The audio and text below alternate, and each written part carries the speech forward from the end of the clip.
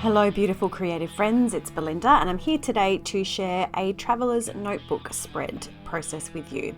As you can see, I've already done a little bit of prep work off camera. I have cut my background pieces using, this was a free cut file from the Paper Issues store. I have played with it just a little bit to sort of suit the design. I've cut one from a piece of patterned paper, and the collection that I'm using is Rosie's Studio by Starlight.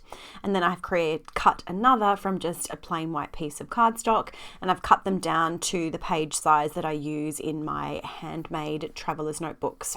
So I started backing that word and then realized that I wanted to add some stitching around the border of each of those pages, and I knew that if I tried to do that after I had layered the paper up behind them, it would be a lot more difficult for my sewing machine to stitch around. So I quickly took that off camera, added the stitched border, and now I'm coming back in to back each of these pieces. Now I'm not going to make you watch the whole process. There's just going to be enough here so that you can see, sort of get a general idea of how I went about it. So I knew that I wanted to have some little pops of gold glitter cardstock. In fact, this is gold glitter paper, which I purchased from a local supplier here in Australia, so it's not as thick as cardstock, which is perfect for a traveler's notebook.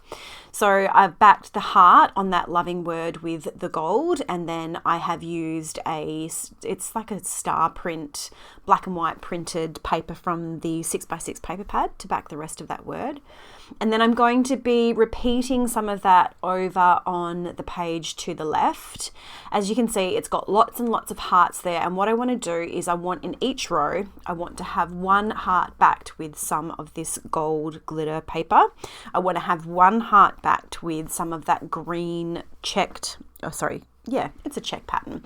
The paper on the right is from the 12x12 paper, so that's just a pinstripe, but the 6x6 paper pad version is a check. So I want to have one heart backed with green, and then one heart backed with that darker blue moon pattern, which you don't really see much of the pattern behind each of the hearts. And then the rest of the hearts are going to be backed with that same black and white star print paper. So what I'm doing is I'm going and I'm adding each paper type individually. Right now I'm adhering down the gold glitter, and I'm varying the placement so that once I flip it over and it's all finished, they will be scattered randomly around the page.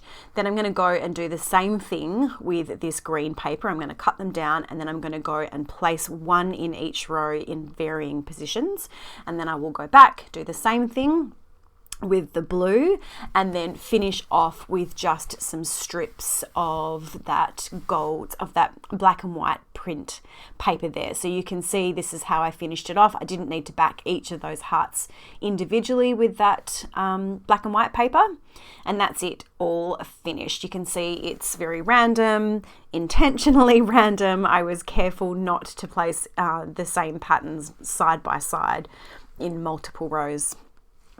Now, I did originally plan on adding my journaling on a tag to sit above the photo, but there just wasn't enough space once I had sort of layered everything down. So instead, I'm creating a tag that I'm going to tuck behind the photo. I've printed out my journaling using my computer. I've just used my corner punch, my corner punch from We Are Memory Keepers to punch the corners off that and make it into a tag. And then I've used the We Are Memory Keepers circle punch. It's one of those multi-size circle punches to punch out some of that dark blue patterned paper into a circle, which is going to be the reinforcer piece on the top of that tag. And I've also stitched around the border with the darker blue, and that's just to bring some of that darker blue back into the page that's going to sit on the right hand side of the spread. So I've got the same colors repeated in across both pages, and the same sort of pattern papers repeated across both pages. So there are two photos for this layout. It was just something really simple, something that we did a lot of during the autumn months of this year. I live directly opposite a big beautiful park, and the kids love to get outside and run around and just love the space. So I had my brand new super comfortable camping chair set up inside the garage where I sat and then watched them just across the road at the park having a great time. And we did that quite a few afternoons during autumn when the heat of summer was well and truly gone and we were just enjoying our time outside again. So as I said, I wanted to tuck that tag behind the photo, and I'm going to use this is some of that red super sticky tape, and by just placing it behind the photo and then adhering that down onto the background, that in itself creates a tidy little pocket for the journaling. I don't need to add any extra pieces for a pocket, but what I do want to do is I want to make sure that I've got tape underneath where I want it to sit so that the tag doesn't fall too far down behind the photo. So I'm just placing that tag in place to get an idea of where I want the tape to go. Then I'm just using some rolling adhesive, and now I need to figure out how far down the page I want the photo. I want it to be balanced. So I thought I might have it directly above the title, but then that would leave me with too much white space up the top. So I decided to get it fairly centered. It's probably not exactly centered because I did eyeball it, but it's fairly close to being centered. And then what I do is I put that tag back into place before I adhere it down onto the background, and that just makes sure that once it is stuck down, there is enough room for the tag to move in and out. If you stick it down without the tag inside, you might find that it's a bit too snug, it's a bit too tight a fit for it. So keeping the tag in when you adhere it down, make sure that it's got enough room to move in and out.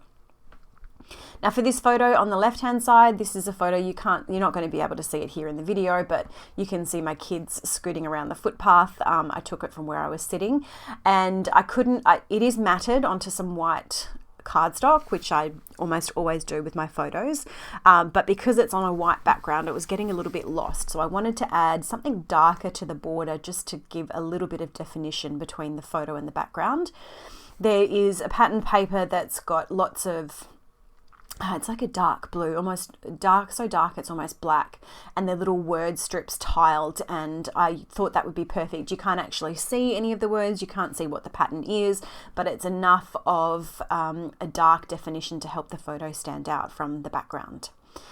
And I pulled a few pieces out from the ephemera packs that I thought would go nicely for embellishing. It's going to be quite simple. I'm going to create one tiny little cluster. In fact, you could barely even call it a cluster because it's just one piece layered onto another piece down on the bottom left-hand side of the photo. It just says loving life, and then I'm going to definitely build a cluster here over to the bottom left of that photo on the left hand side, but first of all I need to adhere it down.